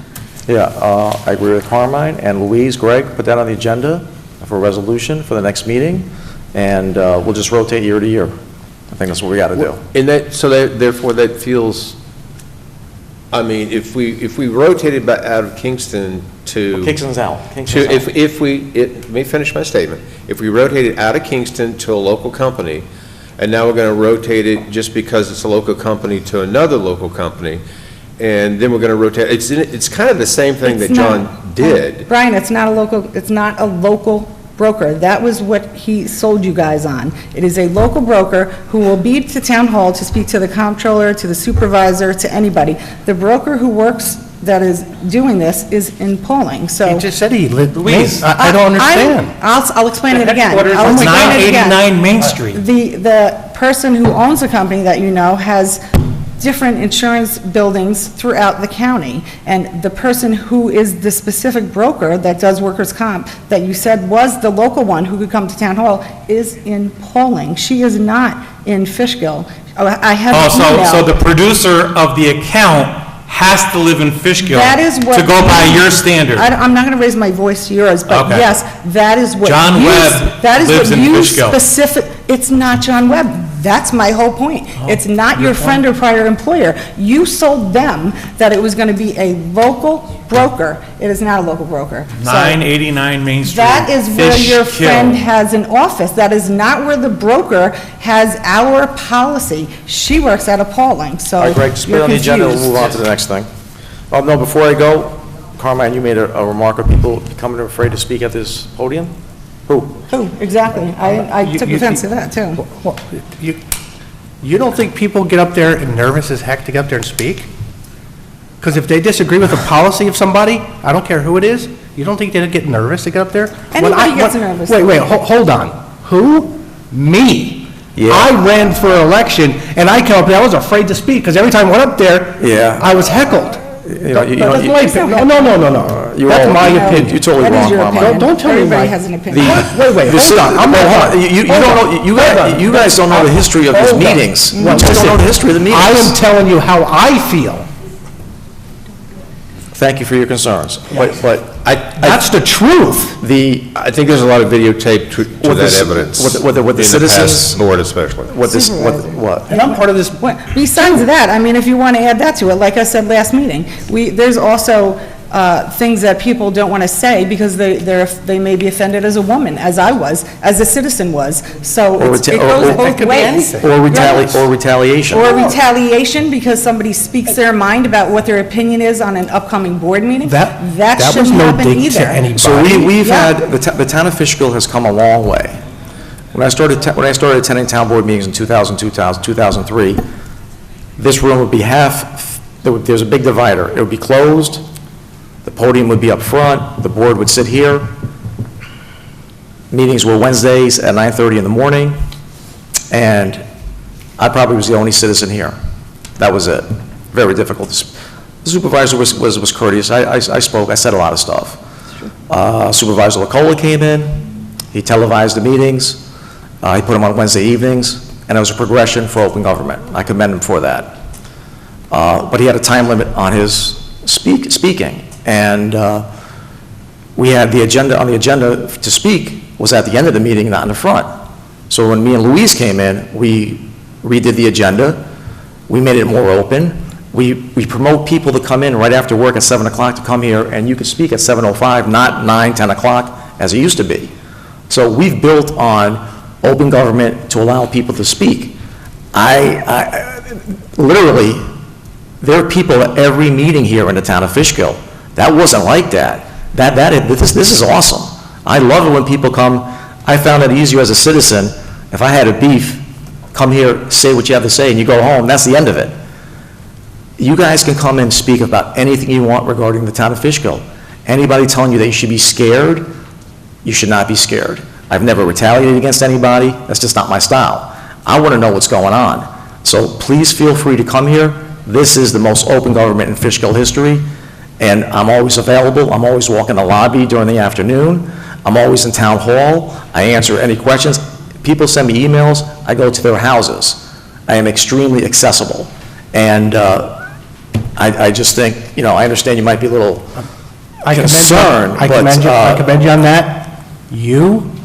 We are open for every one of you. That's exactly right. My number is out there. I'll come to your house any day, anytime you need me. This is a we thing. This is a we board thing. is, we vote together or against each other. The people of Fishkill love a diverse board. They like not one party rule, they like a diverse board because we keep each other on check. Check, check, check. Well, thank you for the kind comment, Carmen. And also, you're right, the people of Fishkill did love a diverse board because we used to have a really diverse board with different women, different genders, just as races, everything. So, you know, to say that people are afraid to talk, I'm not sure who you're talking about. I know when I used to ask a question of a police officer who came, I was told I can't ask a question. So I stopped asking a question. They were simple questions that if somebody couldn't answer that basic question, then maybe there's an issue with whether they should be hired or not. So I stopped doing that because I didn't want to hear people say, oh, you know, I get afraid to talk in front of someone. They shouldn't be afraid, and if that's what you're referring to, then I don't know what you're referring to. But I agree with Ozzy. I don't sleep. There are years I had to look at his face numerous hours to, you know, at those meetings where they repeat themselves over and over again. And it wasn't until I decided to get into politics because of Bob Lacola, and I called Ozzy and asked him how to do it. So I was on that side of the room with Ozzy for numerous years too, and there weren't always the opportunities as there are now. So, you know, yes, we are a board, but we got to this point because the prior board moved it forward so we all can be doing this together. And I apologize to everybody that's watching this. As every town supervisor that's come through this door, they brought their own different view, or every town board. They brought their own transparency, what they thought at the time was good, from Joan Pagonis to Bob Lacola to now Supervisor Ozzy. They've evolved certain things and made it better in certain ways. I applaud all of them. They all done their good things. And as board members, we've all done our good things and we've learned from them. And if you think you've done everything perfectly, you're wrong. Because every day I learn and every day I evolve and every day I want to be a better person. That's all I'm saying. Yeah, like Louise said, I probably attended in 18 years as a private citizen, probably 400 or 500 town board meetings as a citizen coming here and listening. This is why I know the lay of the land. I've invested in the town of Fishkill. I own a house in the town of Fishkill. I pay taxes in the town of Fishkill. I come to town board meetings in the town of Fishkill. And I'm so proud of the comprehensive plan getting done today. And it's just a lead up to all the stuff we've done in the last 3.5 years as a town board. And I am very excited to be finally able, once this passes, I'll be so happy to come to my State of the Town address at the next town board meeting, explain to you all the dynamic change of the town of Fishkill, a town that used to be run for the developers, by the developers, to you, the citizens of the town of Fishkill, running this town, and resources being allocated for your parks, recreation, and historical preservation. It's a monumental shift, and I can't wait to share my address with you at the next town board meeting. So next up on the thing is discussion of financial disclosure. Councilwoman Daniele, you wanted me to put that on there? I do. You're up, go. You go. Here, I can just pass those down to everybody. So I wanted to bring up the discussion of the financial disclosure. I looked around to try and find examples. I located a disclosure form that the Dutchess County elected officials use, which I just passed out to everyone. Cooper has one also. I would ask the board to review it, and if we can discuss it, if you like it, if you want to modify it, but I think the public deserves transparency, and if we have nothing to hide, we should not mind filling out a disclosure form. So everybody can look at it, review it, and when we come back to speak about that, I'd also like to bring up at the same time reviewing our ethics section in the code and see if we need to modify anything in that as well. So whenever you think it should be brought back up, Supervisor. Where is this from, ma'am? This is from the Dutchess County, so. Dutchess County? Legislators, Mark Molinaro, everybody, all the Dutchess County elected officials. So it's a comprehensive one. If we don't like all of the things, we can eliminate some things. If we want to find a different one that has different items on it, that's fine too, but I think that we should have one. I think we owe it to the citizens to have one, because if there are questions that we have with each other, the citizens have absolutely no idea what's going on, so they should be filled in, and we should all be transparent 100%. John? I would ask, Steve, you represent some other towns. Do you other towns have some type of disclosure? Oh, it's very common. What you do is you write a section into your ethics code, and it says that every year, you can decide who it is you want to do it. Some have only the elected officials, some have elected and appointed, some have elected, appointed, and even consultants. And you fill out a form. I've not seen one as comprehensive as this. This is pretty long. But the other ones are 2 pages. You know, it's who are you, where do you live, do you own property in the town, do you own a business? Because you want to know if a business is in contracts with the municipality. The land obviously would be important if there was going to be either zoning or a land use application or something that came in. Phone number, contact information, things like that. And it gets filed with the municipality. It's supposed to be done within 30 days. It's not really a penalty if you don't, but whoever's collating them. In Cornwall, I know, for example, is the Board of Ethics. Other places, it's the town clerk. And they collect them and they run after people and say, hey, you got to file this, you got to file this. Eventually, you get them all in. And then they go through them, make sure everything's filled out correctly. There's a report that goes to the town board saying we have them now from everyone. There's no missing information. And then you have the information there on file. Anybody can see it. You know, you don't want to have too much personal information because these things, you know, maybe it's subject to FOIL, maybe it isn't. There's an invasion of personal privacy exception for FOIL, but that's kind of a gray area. So, you know, you want to have the important information. I can give you what Cornwall does. I could probably look up some other municipalities if you want. Good. Whatever you think. Good. Can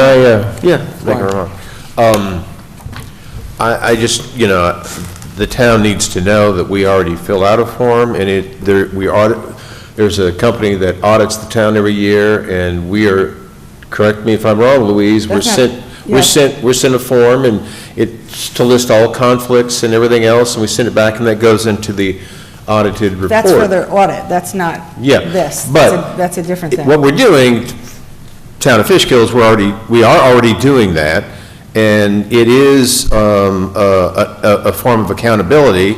And, you know, obviously if and this is by a company that obviously is contracted and scrutinizes every word and every syllable. So that's number one. Number two is, I understand that there's been tension between you two, and this feels more retaliatory on the conflicts that you've been having than something that, you know, is an absolute necessity. I would agree to something that's brief, but you know, if you're going to I didn't run for Town of Fishkill Town Board to get into personal finances and personal information.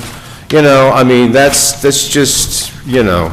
But if we want to work on something that's in addition to the document we fill out, that we give to the auditors, that's sworn and attested to, that then is submitted as a financial form and condition of the town, then, we can have that discussion. So Brian, just so you know, this is not retaliatory. This is something that I think is important, and I used to think like you. When I first came on this board, the supervisor wanted to do this, and I actually said to him, I don't want to give people my personal information, I'm a private kind of person, but it's not retaliatory, my eyes are open to what people are doing. So if I think that something needs to be looked into more, whether it's Carmine and I like him, or the supervisor, or any one of us, that's why I think that people need to know, and it's called transparency. It's not called retaliation, it's called transparency. When I have basic questions about people on this board, whether they legally reside in our town or not, that's like the number one question. We need to know. We need to know what they do, we need to know if they're on any boards, we need to know basic things, like you said. It doesn't have to be as comprehensive as this, but the people deserve to know. It's not me retaliating, it's letting the people know so that they can understand who really is up here representing them. Listen, Councilwoman, you're correct. 2 years ago, I wanted to do this, and there was no desire to do it. Right. And I'm glad you understand the need for it, so I appreciate that. Let's move on. Yeah, no problem. I agree, we should have some disclosure. That's fine. I think the disclosure should be done by our town attorney, that makes sense. I agree. This documentation. That's I went through it, I need an attorney to hire to fill this out. If you guys saw this, you would understand. But Mr. Galvin, please, reasonable, come up with something, I'll gladly sign it, I'll disclose whatever you need to do. You really want to add by local law a provision to your Yes. code, otherwise it Town doesn't code. have. Yeah. Yes, Town it's the code. town code. Yeah. So I'll tell you what, I'll send you over a draft and the draft form that they use in other municipalities. Okay. Take a look at it. If it's good, then you can maybe put it on for June and you can move forward with it. Beautiful. Okay. Simplicity, not voluminous.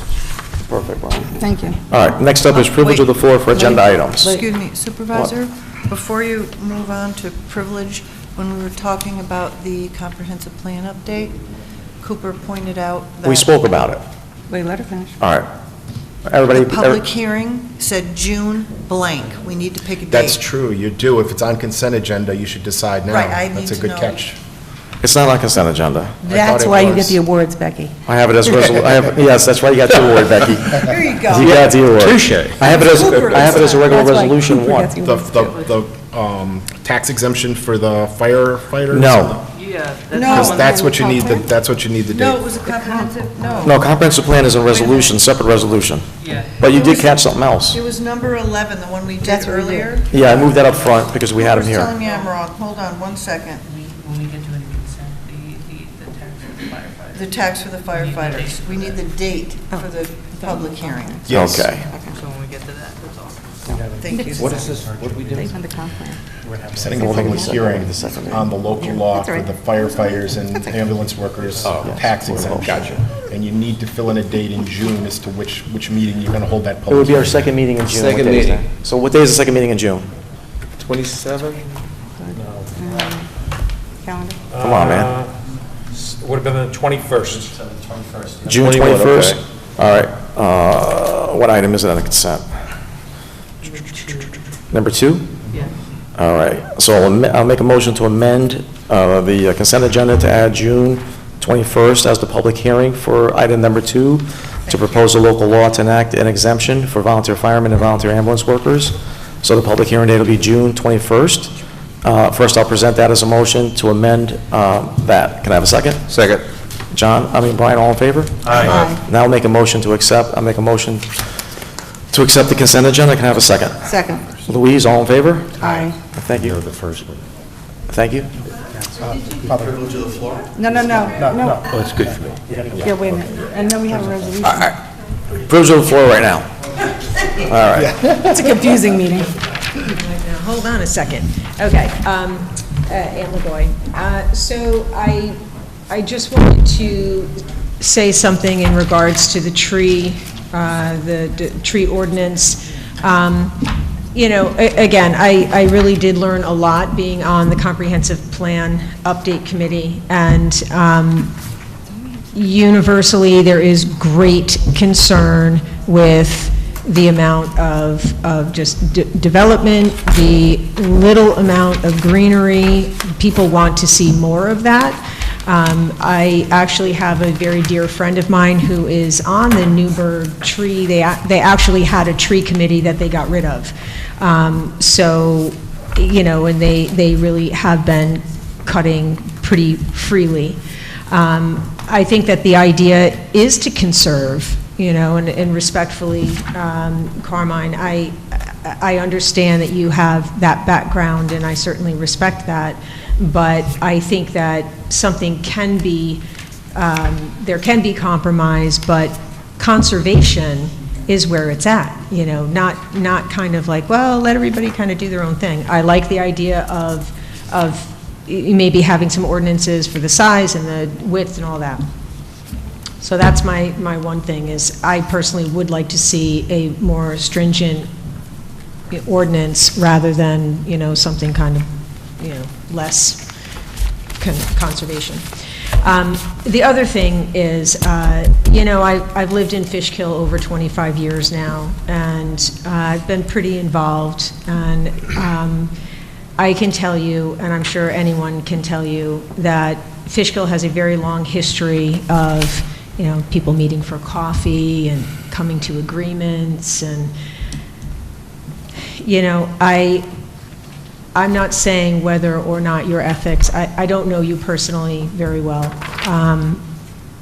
but it is concerning, and I hear what you're saying, that it's been 15 years since you were working with this person or for this person, but I think that there are supposed to be bids or something when you're hiring. Maybe I have that incorrect, but, and I'm not saying that you acted with nefariously, so don't take it as an accusation. However, I, as a taxpayer, would like to see where, let's say there's 5 businesses in Fishkill that offer insurance and workman's compensation, and they are very competent, and they are excellent choices. But that should be considered, not just one. I have to say, as far as the rotation, I've been with the same agent, for my business, for my home, for, Umbrella, for years, probably 10, 15, 20 years, who knows? So I don't necessarily think that it's a good idea to be rotating every year, because you get to know your clients. You know that, you're in business, you get to know your clients, you get to know the ins and outs. So I'm not saying that the organization or the business that we are currently, insured with is the wrong one, but it does give me pause, the circumstances in which they are now working with us. Just wait till we go, wait till we do our own business. I just, Our own business. I think as a resident, I've had concerns for many, many years with, deals being made, kind of, hey, buddy, and again, I'm not saying that that's what you did, but I think Fishkill has a long history of doing such things. I mean, I remember going to, coffee shop and seeing, developers sitting with someone who is in a position to make some serious decisions. And I'm not saying that you can't go out for coffee, but it was a little bit concerning to me. So that's it. And I'm going to just, with the supervisor's permission, so there are not 5 brokers who... That was just a number. Who write Yeah. municipality insurance in Fishkill. Okay. And there are even less carriers that write workers' comp insurance for municipalities. So it's a very small area of who does what. So... That was just a number I threw out. I know, I'm Right, just saying, okay, yeah. there's not a zillion brokers out there. Right. And there's only a couple carriers that even write workers' comp for municipalities. Right. I just want to I give you understand, an idea. yeah, I That's it. understand. Thank you. But you are right about this town being run by the good old boys for decades. You're 100% correct about that. Yeah.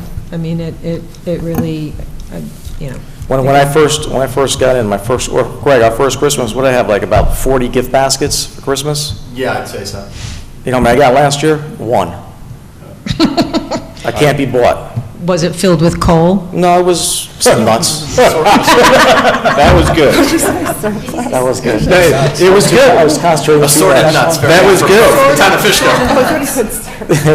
That was a good one. I say it was, Phil. But that's the truth. We went from 40 I got baskets, it. 40 baskets here to one. So I should tell you, I don't play games. I just want to make a comment to my neighbor, Ann LaGroy, because you and I have been living around Fishkill for the same period of time. I was involved with the Environmental Board way back in the day, and, you know, we saw at a specific time and we know the results of what was going on, and I'm not making any accusations other than just going back in the record and what was in the press and what ultimately came out, and that was this town was on the financial precipice of falling into a pit, if not already descending, until we, you know, LaCola came along and, you know, did what he had to do and did a great job. But yes, along the way, there's been a lot of issues with, you know, that we as citizens question, and I kind of fell away from participating in local government. I just kind of threw my hands in the air. So I'm not interested in going back in that regard. Nobody on this board is. Nobody. Doesn't matter the party. And we're all I think we're all very proud on open government and making sure that people understand, come here and talk to us and let us, and we have heard a lot of opinions out there, and that's okay, and that's what it's all about. Hey, Brian, you're 100% correct. I sat there for hundreds and hundreds of meetings, and the board meetings were boring as hell. No one would say anything. It'd be crickets. No one would show up. And I love debate. Our founding fathers, they shot each other. They didn't care. That's how brutal these guys were. You know? Yeah. On that note, this is something. Hey, listen, guys. I grew up in Beacon during the bad years with Carmine. A household of 3 sisters, 2 brothers, beating the crap out of each other. I went to the United States Army. I became a correctional officer. I became a cop. I got very thick skin, and I can taste BS. And when you come here and speak, I love it. I love to be challenged. And I mentioned it before, you should feel free. This is your town. Everybody here works for you. Yeah. You are our boss. And the direction of the town is going so real well. You know, we talked about the economy earlier today. Under our leadership, we have the highest Moody's rating in Dutchess County. That's pretty phenomenal. Our houses are continuing to sell for over $100,000 in assessed value today. It's good, but then, you know, I get people calling me, hey, Ozzie, the assessed value is going up. And I remind them, just because your assessed value goes up doesn't mean your taxes are going to go up, because we're going to lower that tax rate to make sure it doesn't go up. Our parks, our recreation, you know, it's just the community pride. Louise and Carmine helping with those banners. We have a sense of identity. The town was like these board meetings years ago. Boring, vanilla, nothing going on, procedural. And that's not like that today. I have people come up to me, supervisor, you're the supervisor, you're the supervisor. I love your meetings, I love the back and forth. And I say to them, what were we fighting about? They can't remember, but they like the interaction. Just want to leave you with that. Anybody else got anything to say today? Mr. Cantor? Mr. Cantor first. You got 1 minute. Yeah, you guys took all the time up from the audience, right? Gee. Down to 30. Well, now I'm going to hem and haw for a few minutes just while we're waiting. No, I wanted to, I'm John Cantor, thank you very much. I wanted to go back to the tree ordinance issue also. I kind of like the direction of the town of Cornwall sample, but I also would like to see some aspects of tree preservation, so I'm kind of leaning in the direction of, you know, kind of somewhere in that upper third area between Cornwall and Poughkeepsie, but I'm really trying to keep in mind the normal landowner in the town, somebody who's not really planning to develop their land, but they need to cut some trees, and I don't want it to be burdensome on those types of people. What I'm looking for is some better guidelines for how developers cut trees on properties. And I'm always afraid that someday we're going to get an application into the planning board with a developer who's going to clear his property before he comes in. Now, that, fortunately, in my time on the board has not happened, but it's something that potentially could happen, and I think we need some kind of regulations that could address something like that. I also would like to see some provisions that once a development proposal is before the planning board, that there are some very clear guidelines for what types of tree preservation the planning board can require, because right now we're kind of working with very loose, suggestive guidelines in the code, and I'd like to see that, you know, beefed up a little bit more. What aspect was that again? Like, say, a subdivision where there are some significant trees, and especially in buffer areas between adjacent residential areas, I'd like to see some more specific guidelines for how the planning board could require trees to be preserved in those types of areas. So anyway, one thing I was thinking is that maybe, I know committees aren't always a great idea, but if the board might want to consider setting up a small committee, maybe with 1 or 2 town board members and Mr. Gaba, and I'd be perfectly happy to participate in it. We could look at some other, you know, samples, put our heads together and come up with some solutions that would work well for the town of Fishkill. Just an idea. All right, so can I form a committee right now? Well, what I'd suggest is, if you want to pursue this route, why don't you allow me to draft the clearing and grading permit section, so you have something in place now to prevent people from going out, and then you can work on a broader, either amendment to that or a separate statute, a separate code section, which would encompass tree preservation. And you'd wind up either amending the local law that you can enact more quickly for clearing, grading, and what, you don't have to do it that way, but or enacting a separate code section on tree preservation. I mean, it would be Let's do it your way. Yeah, that sounds good. all right. So I'll continue to work on that. In terms of a committee, you know, the thing about committees is you really want to give it clear direction and guidance as to what it can and can't do. If you want to set some guidelines as to what it is, you can put together a written resolution saying, here's what the committee is, here's what it's going to do, and, you know, I mean, if you just say the three you get together and chat about it, you could go around for many, many months. Why don't we just let him? I give kind us of like something just first? having it in open discussion here, all, you know, respectfully. So let's start with Mr. Gaba's stuff first. Yeah, We'll circle but I back mean, after he's done. even having the open discussion here, so everybody really participates. I mean, I understand that for the sake of really researching and coming up with something fine-tuned, but everybody has opinions on this topic. And I'll try to put some thoughts together as well, maybe submit it to the board with some, you know, some suggestive ideas for the types of preservation that might work. Can I ask you a question? Sure. The planning board meetings, people allowed to speak at your meetings? Yes. Did it happen before you? Outside of public hearings, not very often.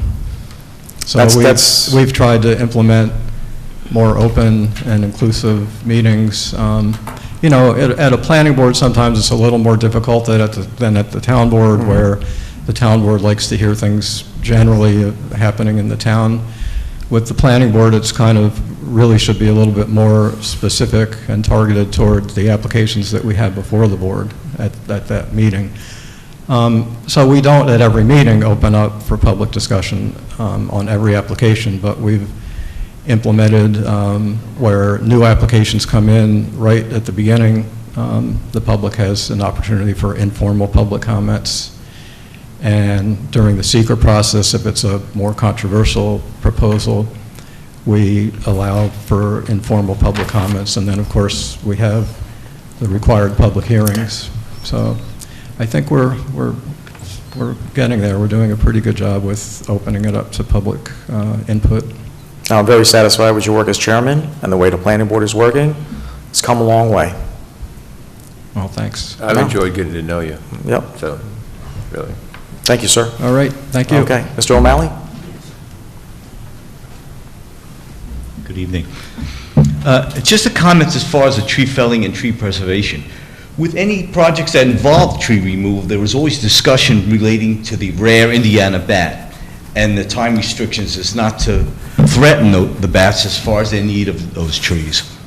How come there is no discussion, where do these bats come back to after all the continued tree removal? Not Fishkill. Hence the need for tree preservation. Let's cut less and plant more when we can. Thank you. Outstanding. Thanks, Russ. Mr. Cantor? I'm going to let you people know, we have more trees than any other town in Dutchess County. Did you count them all? What's the number? How many you got, Fred? There's the balance We to have the that side. whole Get mountain. out of here. We have Balance to a the whole side. mountain that's full of trees, all right? So, I don't know what you're talking about, preservation, somebody's cutting down trees, they're cutting down 20, 30 trees. It's already cleared. But, and most of the things, most of the land that the builders have built on in the past was farmland. And those trees went down with the Indians, right? So, but I do agree that we do need something Yeah. for when people do, or when somebody's doing a subdivision or something. Yeah. And then I do know that we do discuss very extensively, I watched the meetings. all right, very extensively, what trees come down and what cannot come down, Outstanding. so.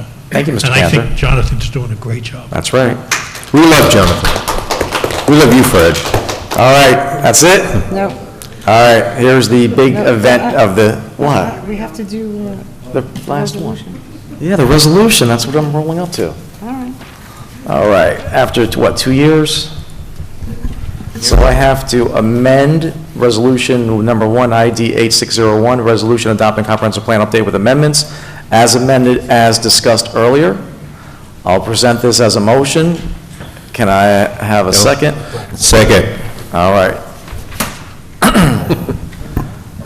We're very happy residents of the town of Fishkill. This is the capstone for what we've done in the last 3 years in the town of Fishkill. Town Board of the Town of Fishkill, from the supervisor, May 3rd, 2023, resolution adopting comprehensive plan update with amendments, ID number 8601, whereas the Town Board of the Town of Fishkill has undertaken preparation of an update to the town's comprehensive plan, and whereas the Town Board, as the lead agency in the review of the comprehensive plan update under New York State Environmental Quality Review Act, has completed its own environmental review and adopted a finding statement, and whereas pursuant to Town Law 272-A, the Town Board has held and closed a public hearing on the CPU, and whereas all required referrals of the CPU have been made, including, among others, referral to Dutchess County Planning Department pursuant to General Municipal Law 239-M, and whereas the Town Board has received minor proposed textual changes, corrections, and additions to the CPO from the town's Comprehensive Plan Committee, now therefore be resolved. Number 1, the Town Board hereby amends the draft CPU to accept and include the proposed textual changes, corrections, and additions to the CPU received from the town's Comprehensive Plan Committee, and 2, that the Town Board hereby adopts and draft CPU as so amended. I will honorably present that as a motion. Can I have a second? Second. Roll call vote, Madam Clerk. Councilmember Daniele? Aye. Councilmember Istvan? Yes. Councilmember Foreman? Yes. Councilmember Rye? Yes. Supervisor Albrook? Yes. Congratulations. Thank you.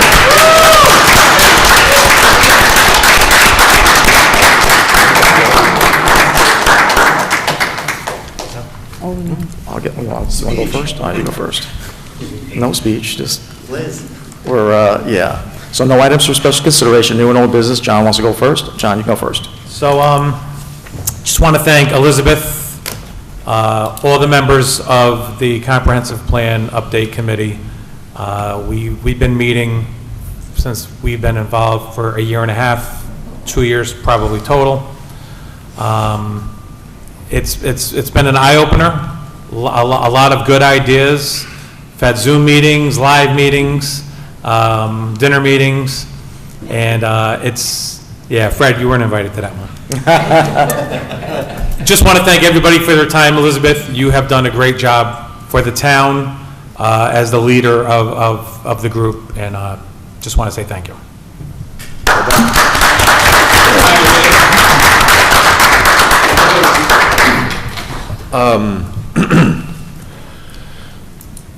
I mean, I agree with that 100%. The sentiment is there. Observation, obviously, John and I came in, and we had our first meeting with you to get briefed, and that was very important, so we could get up to speed and understand where things were, et cetera, et cetera. And then we came and started meeting with everybody during those early Zoom meetings. And it's just, the whole thing has evolved through surveying the town and getting all that back. And I mean, it was a lot of work everybody went through. And it's quite an effort that people who care about the town did for the town.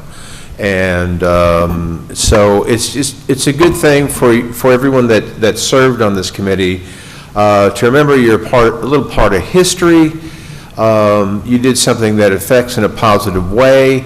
You can just take it with you and know, as opposed to coming to meetings and talking about different items, you really got involved, and we need more people like that, and that just was fantastic.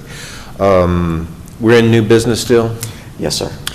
I'd like to take Louise up on her suggestion that the first meeting in June, we take that one off. And I had another item, but can we bring that up as a motion? Can we do that? Are people still interested in that? Go on. Say whatever you want. Okay, so I'd like to point out also, I got this in the mail, you're talking about budgets. So Wappinger Central School District is having their budget vote and Board of Education election, May 16th, 7:30 to 9. So I just bring that up for everybody to pay attention to this, get involved in what that budget is and the dollar amount, and like every other election, just get out there and participate. But I'm good. We make a motion on that, or on what? Taking the first meeting in June off. So present the motion. You want to get rid of the June 7th meeting? Yeah. Okay, so I'll make a motion. Brian Ryan makes a motion to get rid of the June 7th meeting. I'll do a second on that. You guys want to do a vote?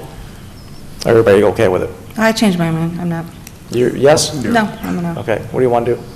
Yeah. You're good? I'm for Brian. John, for Brian? Yes. Okay, so it's 4-1 to eliminate the June 7th meeting.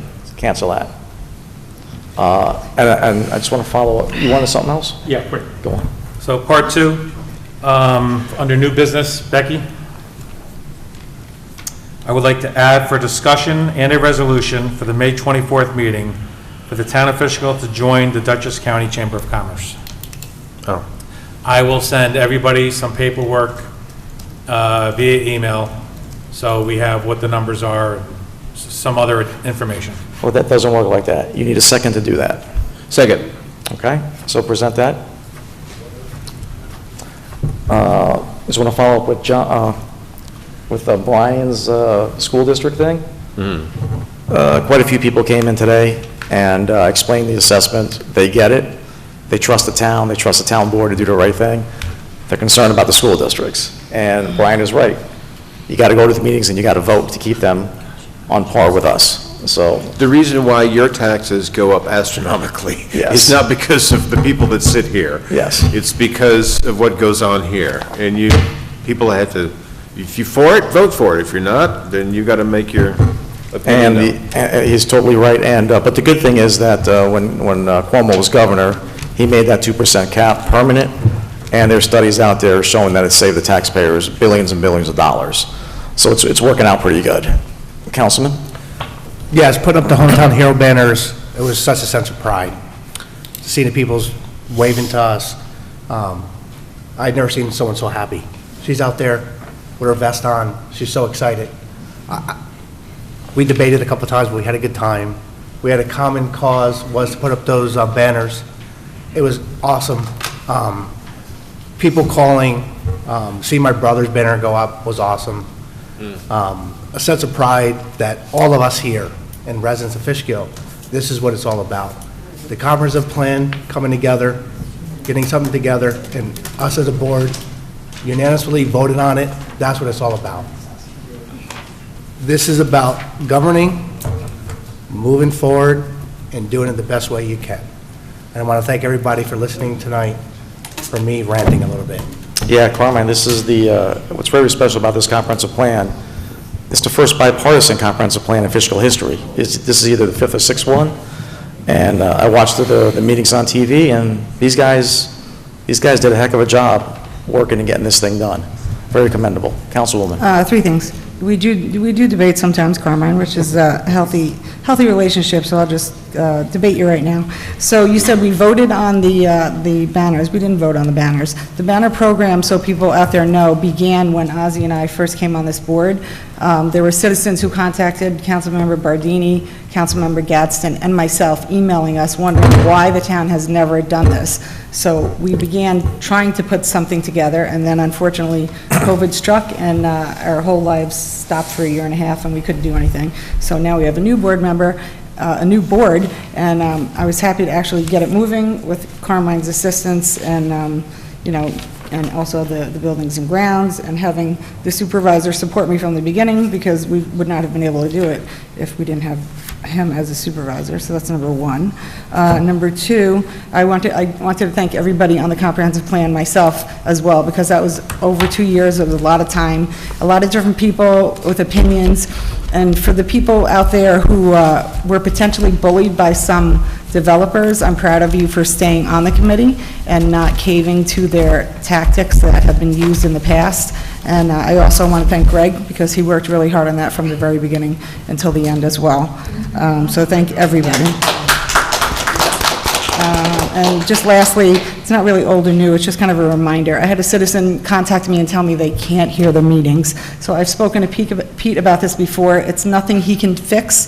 It's Cablevision not using the most modern things that they can. So I'm just suggesting to anybody out there, this person didn't know how to do it, but they're on YouTube. Our meetings are on YouTube. If you go to the website, Greg has made it really easy for you to just click on it, even if you don't know how to do it. You just click on it, and believe it or not, you can actually see us clearly and actually hear us. So if you're at home and you're wondering what the heck I'm saying, go to YouTube and hit it. It just takes them a couple days to get it up and running for the last meeting, but so everybody can actually hear, because there are some people hard of hearing at home that can't hear it and really would like to hear it. So just a reminder.